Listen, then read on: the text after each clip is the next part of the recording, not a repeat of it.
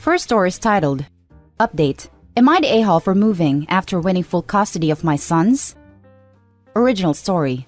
My wife and I got a divorce last year. Our relationship failed after she was charged with felony, credit card fraud, and ended up pleading guilty to a lesser charge. She had been a stay-at-home mom to our 2 sons, 5 and 3, and had taken credit cards out in my mom's name to pay for God knows what. She shattered my trust. I work full-time and make a decent living, but nothing extravagant. I had no clue what my wife was doing, until cops showed at my door with a warrant and took my wife away in cuffs and took 2 laptops as evidence. When I got the full story, I filed for divorce immediately. Aside from being a criminal, she was a good mom. She tried to justify what she did by saying she was just doing what was best for our kids, which I felt was a total BS, given that she never mentioned wanting for anything. And any time she asked to spend on something, I almost always said yes. I hired a good lawyer and asked for full custody of my kids. My ex begged me not to do that, saying she needed her kids. But she was still looking at up to a year in jail, and nothing her lawyer said could sway the judge to grant her anything more than supervised visitation. She ended up doing 90 days in jail, paying some fines and restitution, but I've allowed her to see our sons almost every time she asks. The last year has been total hell, but we've made it work. A few months ago, I was offered a much more lucrative position a few states away. I talked with my lawyer about what it would mean if I moved and what the process was. He said that since I have full custody, I have to file a petition with the court to move. So, I told my wife what I wanted to do, and she exploded. She claimed I was stealing her kids from her, that she's made a lot of strides to get herself to a better place, and that she would fight me tooth and nail for her kids. Well, I filed the petition, got the go-ahead from the courts, and accepted the job. When the judge gave his ruling, my wife burst into tears and began sobbing. It was heartbreaking. I know in my head that I'm doing the right thing for my sons. They're young enough that a move like this won't be too traumatic, but I also feel like their lives have already been completely overturned, and I'm just adding more to that. As for my wife, she's a wreck. She's been begging me to reconsider the move, trying everything from guilt trips, manipulation, bargaining. It's like she's going through the stages of grief. But from my point of view, she did this to herself. She lied and broke the law. I have very little sympathy for her. I know at some point, she will probably try to file for partial custody, and I'm prepared for that. For now, I'm just trying to do what's best for me and my sons. Does that make me an a-hole? Now, for more info and comments before we read the update. This is tough. The divorce and getting full custody? Fully deserved. Not the a-hole on that account. Moving to another part of the country where she'll have no contact with them? I'm not so sold on this. I think that you're still in pain and resent her, and rightfully so. But I'm not sure this is the best you can do regarding your children's relationship with their mother. Does she have any possibility of getting a job? Of moving?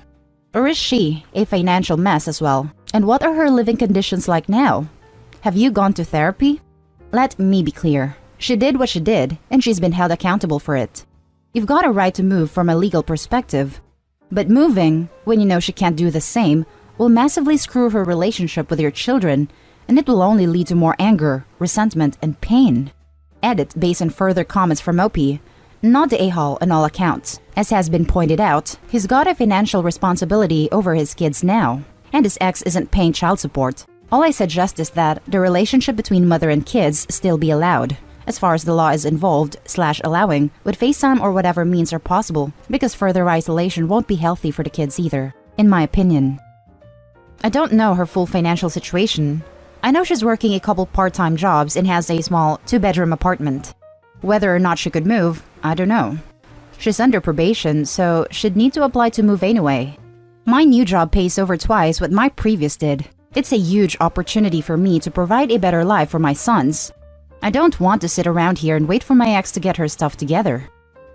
I understand, if you're moving, and to me it sounds like you've already made up your mind.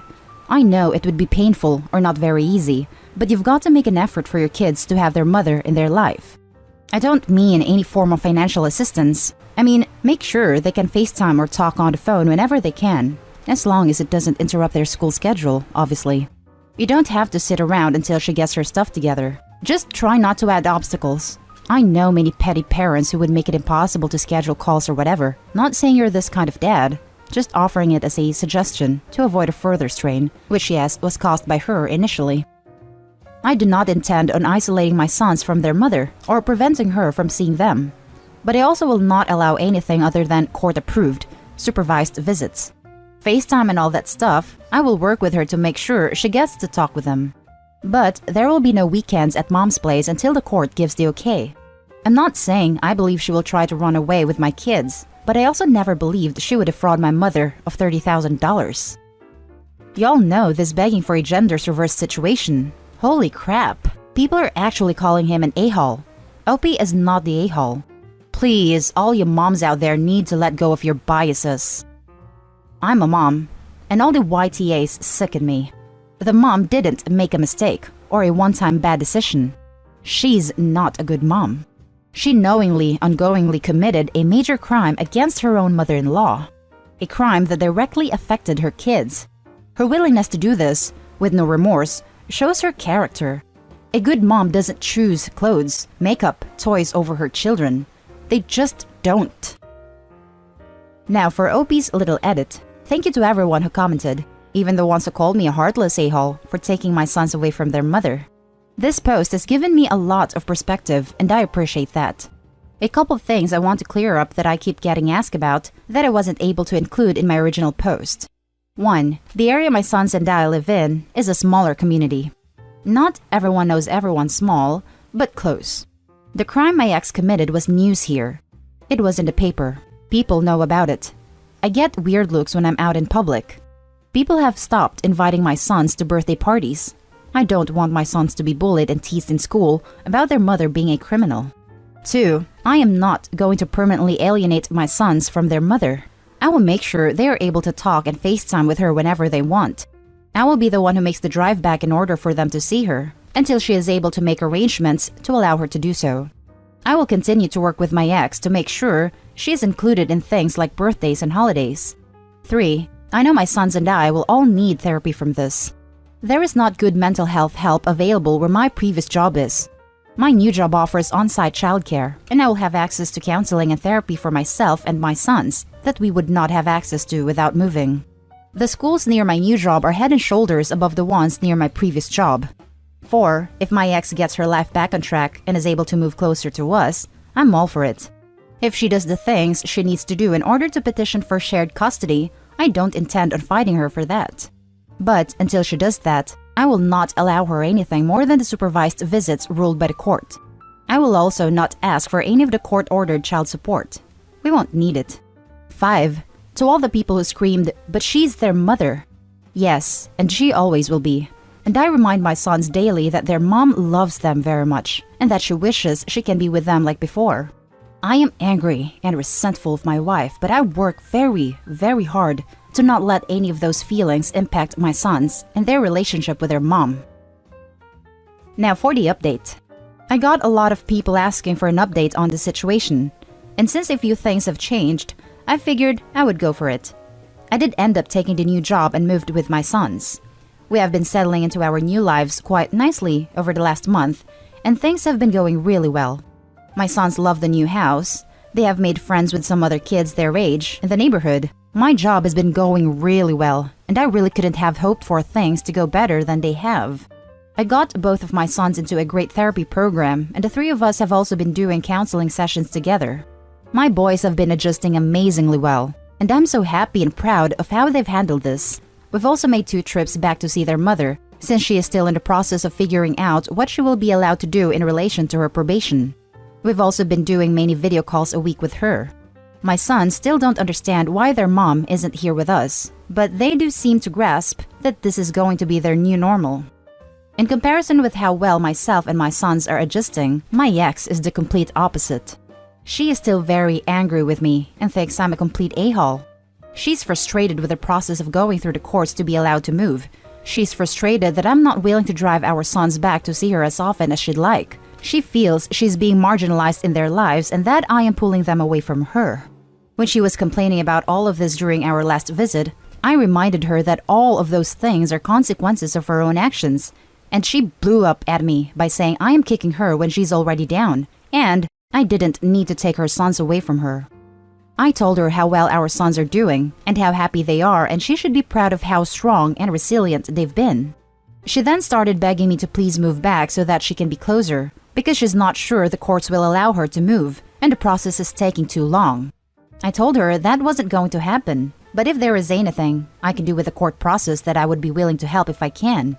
I reminded her that I haven't said anything about her not paying the court-ordered child support, but that our boys seem to be in a much better place already, and I'm not going to take that away from them. Every time we have a video call with her, as soon as she says goodbye to our sons, she starts asking me to consider moving back home. I tell her every time that it is not happening. I'm not a robot, and I do feel bad to see her so desperate and distraught. But when I look at my sons playing and laughing with their new friends, I know I've done the right thing no matter the cost to my ex. Now, for some closing comments before we move on to the next story. I reminded her that I haven't said anything about her not paying the court-ordered child support. How did she end up on the hook for paying child support given her status? It's a token amount based on her income. With my higher salary, I don't need her help to provide for our kids, but she hasn't made an effort to pay anything yet either. She's going to blame you when they take her tax refund. Lol. She already blames me for a lot of things. We'll just add that one to the list. Just want to piggyback and say, if she's not making an effort to pay child support in any way, likely no court would give her partial custody anyways. She's not showing she can support kids in any minimal capacity. Also, my father raised my sister and I alone, but courts ruled for 50-50 custody because you can't separate kids from their mother, BS.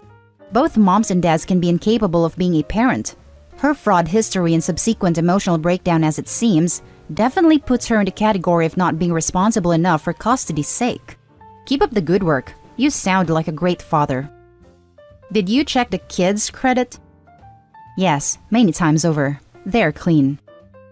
I would at least every 6 months, if she has their SS numbers. Now for the last story. Am I the a-hole for not giving my parents their son back? When I, 26 male, was 20 years old, my mom and dad had a 1-year-old son, Eddie. They were struggling in their marriage and had been for years. They thought having another baby would magically fix things, but they were wrong, as it just caused more problems and strained their finances. They were in over their heads and decided to give Eddie up for adoption. I begged them not to, but they had made up their minds. Social workers asked other family members if anyone would like to take Eddie. Both my older brothers refused, and my grandparents were too old, so I took my brother in. This royally annoyed my parents, and I was threatened with disownment, but I didn't care, as I already had a place of my own with an ex at the time. My folks lost their paternal rights, and I legally adopted my brother, and I love him so much and was proud to be his daddy. My brothers didn't approve of me adopting him, but I didn't care, as they had never met him, even when he was still with my parents. My grandparents helped me out a lot and were great. Unfortunately, they have both passed since then and left me what money they had left to raise my bro. My folks and siblings were pissed, but my aunt and uncles didn't care and thought it was best. At family events over the years, my folks would be uncomfortable when I'd show up with Eddie. But within the last year, they had seemed to warm up a tad, and I figured they themselves wanted to act more like grandparents, as he is legally my son. During the last few months, however, I've noticed my parents and brothers try and talk to Eddie on their own about if he knows who his mommy and daddy is. He says I'm daddy, and usually I walk in and scold them before the conversation can go much further than that. I've yet to tell him the truth, and I know I have to one day, but I don't think now is the right time. And even if it was, I should be the one to tell him. The other day, I caught my mom trying to talk to Eddie about this again when she was visiting me, Ed, and my current partner. I asked my best friend to take Eddie out for a bit, where me and my mom got into an argument. She thinks I'm being a terrible parent and that it's time she and my dad take Eddie back. I told her that there is no way I'm letting that happen, so I kicked her out. Now, my parents are threatening to sue for custody, and my brothers agree, while aunts and uncles say they support me no matter what. So, am I the a-hole? Now, for the top comments. Not the a-hole. He's legally your son, and you're the best for him. I would start reconsidering having your parents over. Also, start considering, maybe consulting with professionals, the best way to handle questions he might start to ask within the next few years, either because your parents say something or in general. This, maybe talk to a therapist or child psychologist on how it's best to cover this subject. From the post, he's around 7. Seems like someone is going to tell him sooner rather than later, and it's best coming from you, I assume. Might be worth having some advice on how to navigate this. As for my judgment on this, I have no doubt you are his daddy, and what is best for him then, now, and in the future. Not the a-hole. Not the a-hole. Why are these people still in your life? Your son is not an accessory that they can pick up and drop off whenever they feel like it. The only way they would be worthy of taking in Eddie would be if they loved him and cared about his best interest. But if they loved him and cared about his best interest, then they wouldn't be trying to rip him away from the only father he has ever known. That would be so unbelievably confusing for him. Plus, let's face it, it probably wouldn't stick. Also, if they were good parents, they wouldn't be trying to do this to you, their son. You did something so incredibly mature and caring 6 years ago. I don't know why your brothers also suck so much, but clearly you should keep your aunts and uncles and ditch the rest of them. I don't think it's a coincidence that it's about time we take our son back as soon as the grandparents died and left the inheritance to the kid they abandoned. They don't want the kid, they want the kid's piggy bank. Edit. Whoa, I expected a few replies at least, not this many. I have decided that I'm going to tell him tomorrow. Have a me and him day and explain it the best I can and answer what I can. Edit 2. Okay, so I told him. It's half term here in the UK, so he didn't have school. Around lunchtime, I took him to get his favorite food. We then went for a walk in the park talking about family and stuff. Eventually, we sat down, and I told him about how I adopted him, but I'm still daddy, and that I still loved him. But then I explained how I came to look after him. It's fair to say he didn't understand some things and has been a bit quieter than usual, but he cuddled up to me while I was watching a film I loved when I was a kid and said, "I love you, Daddy," when I put him to bed. I'm feeling better, and I hope he does too. To say it's been an emotional day is an understatement. And that's the end of this video, folks. As always, leave a comment and hit like and subscribe. And if you want more of this content, turn your notification on to get updated on the latest videos. And I'll catch you in the next one. Stay safe.